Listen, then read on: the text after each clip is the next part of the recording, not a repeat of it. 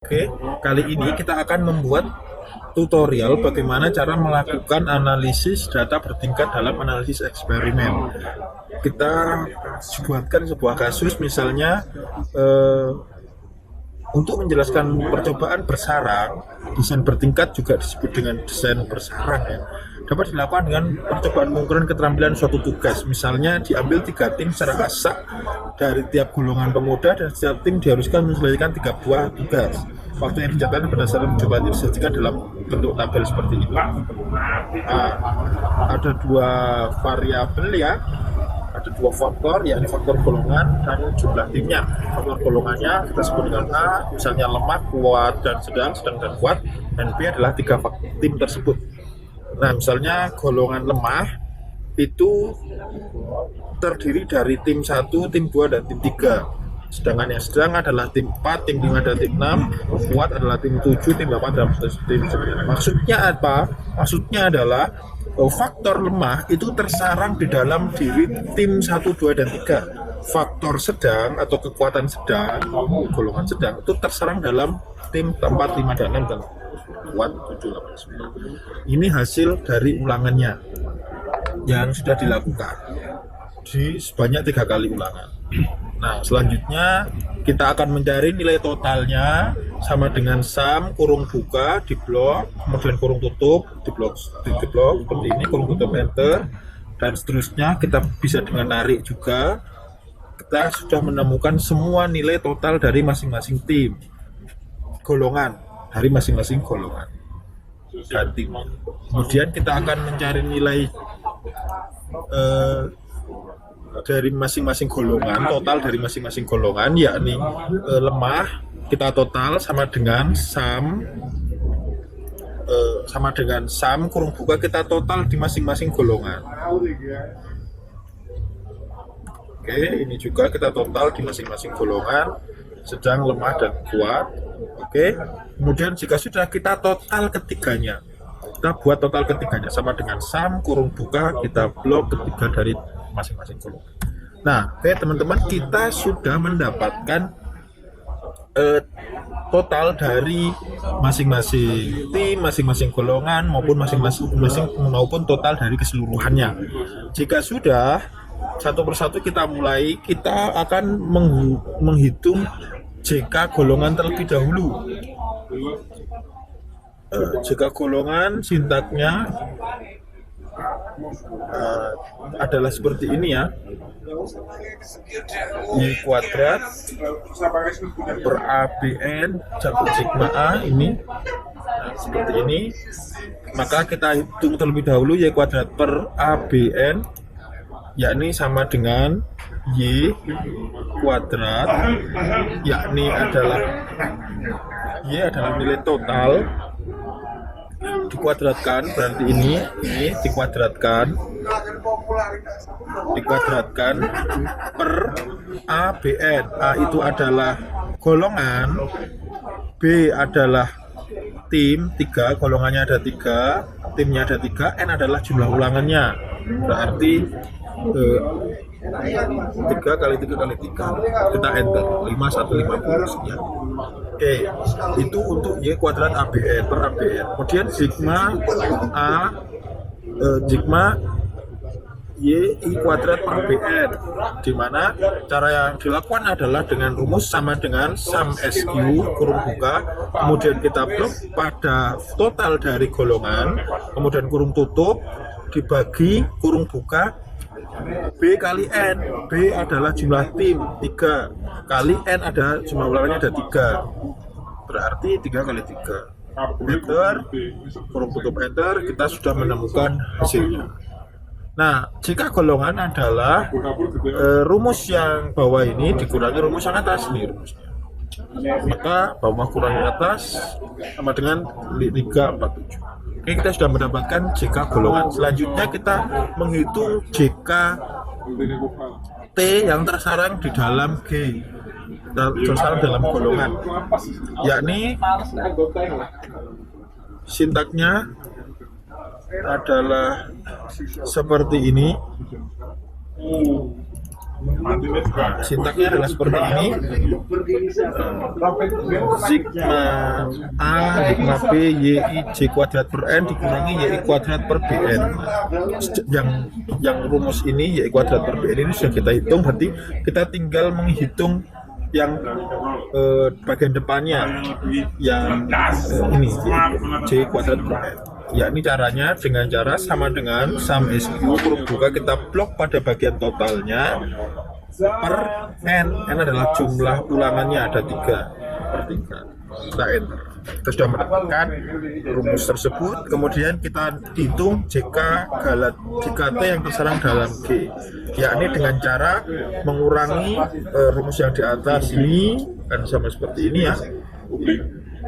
Sorry, yang ini, maaf, yang ini dikurangi YI kuadrat per B, dikurangi yang ini 129,47 sekian.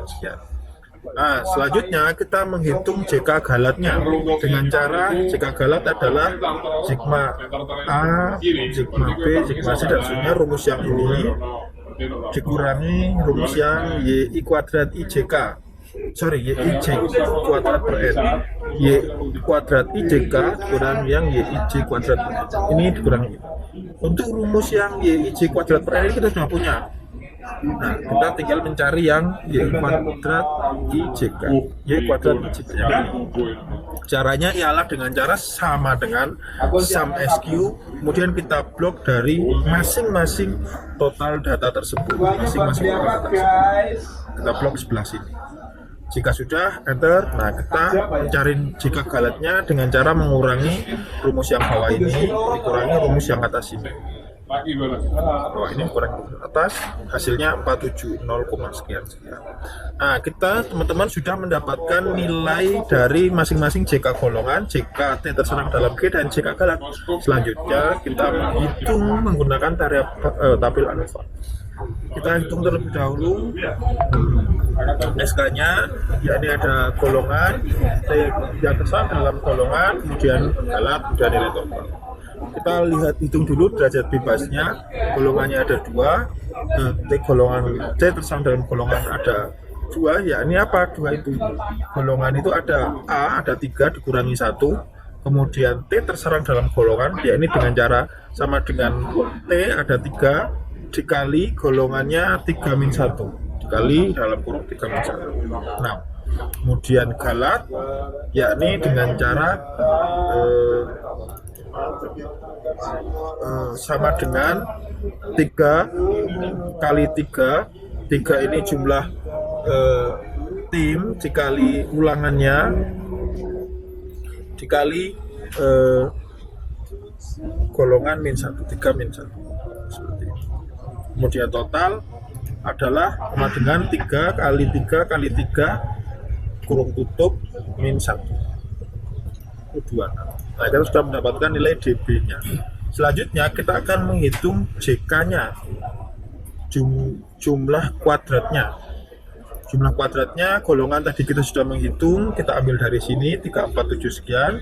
Kemudian T golongan kita sudah menghitung, kita ambil dari ini. Kemudian galatnya kita sudah menghitung ini. Kemudian JK totalnya adalah jumlah dari ketiganya 946,912, atau ini sebenarnya sama ya. Oke. Kemudian kita mencari kuadrat tengahnya sama dengan JK dikurangi dibagi DB, nilai jumlah kuadrat dikurangi DB, derajat bebas. Oke, bisa ditarik tadi. Jadi kita sudah membuat satu seperti ini, kemudian kita tarik. Nah, untuk F hitungnya adalah kuadrat tengah golongan dibagi dengan nilai galatnya, yakni 6,6 sekian. Untuk F yang T terserang dalam golongan sama dengan kuadrat tengahnya dibagi nilai galatnya. Nah, kita sudah mendapatkan perhitungan F hitung. Nah, kemudian kita akan membuat F tabel. Misalnya kita menggunakan yang 5%, sama dengan FINV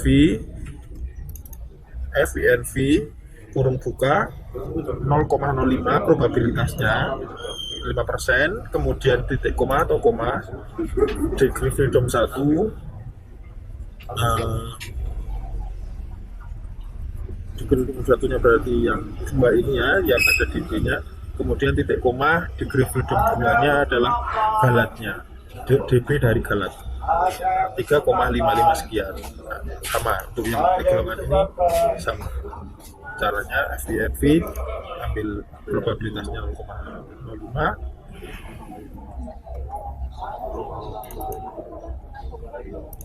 oke, kemudian oke, seperti ini ya, 0,05 karena ini 10%, 5%, caranya sama. Degree freedom 1 ini, degree freedom 2-nya yang ini. Nah, jika kita sudah mendapatkan F hitung dengan F tabel, coba kita lihat bagaimana hipotesis dari masing-masing pasangan hipotesisnya seperti apa. Pertama adalah pengaruh faktor golongan, yakni HO-nya tidak ada perbedaan keterampilan mengerjakan tugas akibat pengaruh faktor golongan, ada perbedaan keterampilan mengerjakan tugas akibat pengaruh faktor golongan. Nah, sedangkan hipotesis kedua, pasangan hipotesis kedua adalah pengaruh faktor tim yang terserang dalam golongan. Ini tidak ada perbedaan keterampilan mengerjakan tugas akibat pengaruh faktor tim yang terserang dalam golongan. Dan yang HA adalah sebaliknya, ada perbedaan. Taraf signifikansi yang digunakan adalah 5%. Kriteria penolakannya jika nilai signifikansinya lebih kecil dari 0,05 atau F hitungnya lebih besar dari F tabel. Nah, hasil kesimpulan jika kita lihat tadi adalah F hitung lebih besar dari F tabel 6,647, ini lebih besar dari 3,5, maka HO ditolak. Jadi ada perbedaan keterampilan mengerjakan tugas akibat pengaruh faktor golongan. Sedangkan faktor tim yang terserang dalam golongan, maka dari hasil analisis ini lebih kecil F hitungnya, berarti H0 diterima. Jadi tidak ada perbedaan keterampilan mengerjakan tugas akibat pengaruh faktor tim yang terserang dalam golongan. Oke, coba kita praktikkan ya teman-teman menggunakan SPSS. Pertama kita membuat 4 variabel seperti ini, golongan, tim, misalnya ulangan, kemudian responnya. Kita kasih label P, perlakuan T, kemudian kita kasih values lemah, kuat, sedang, untuk 1 lemah, 2 sedang, 3 kuat misalnya. Untuk yang tim ini adalah masing-masing tim ya, tim 1, tim 2 hingga tim 9. Kemudian ulangannya ulangan 1, ulangan 2. Oke. Kemudian kita masukkan datanya, misalnya ini golongan 1, tim 1, ulangan ke-1, responnya 16. Kita coba cek berdasarkan variabel. Berarti golongan lemah yang tim 1, ulangan pertama adalah 16. Golongan lemah, tim kedua, ulangan kedua adalah 5, dan seterusnya. Hingga yang kuat, tim 9, ulangan ketiga, dan hasilnya.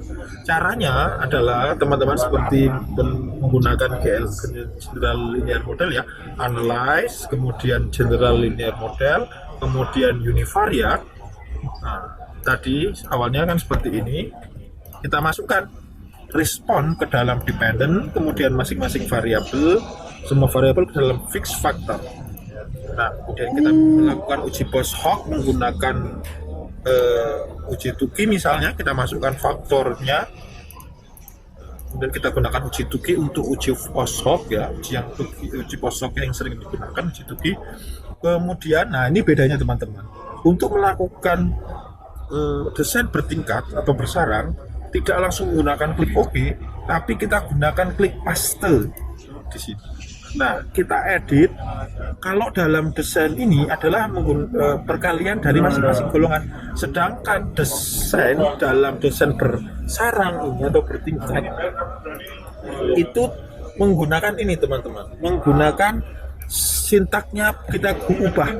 Untuk desain adalah variabel golongan, oke, golongan sendiri.